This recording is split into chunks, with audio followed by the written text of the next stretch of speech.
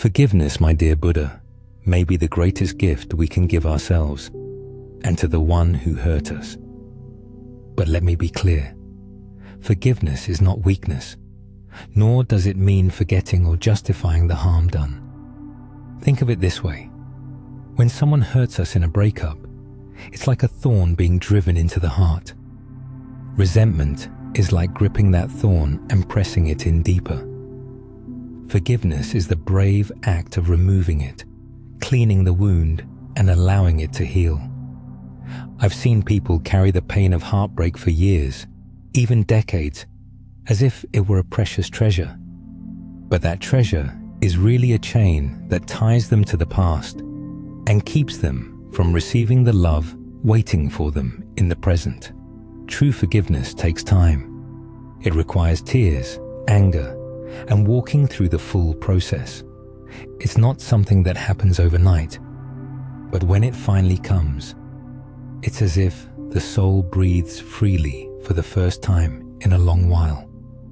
So how do we help people understand that forgiving doesn't mean being naive or letting themselves be hurt again?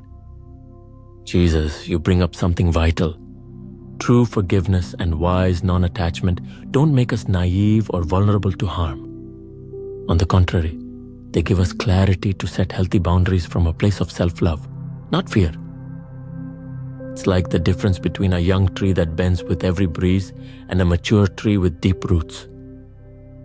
The mature tree can sway with the wind without breaking. It can withstand storms. The wisdom that comes from well-processed pain gives us that flexible strength.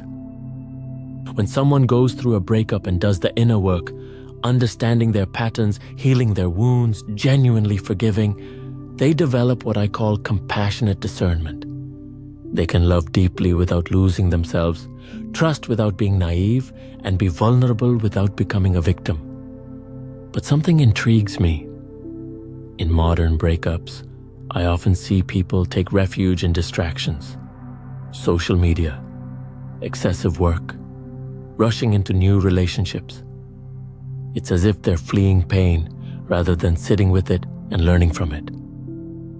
How can we help them understand that solitude after a breakup can be a sacred space of self-discovery?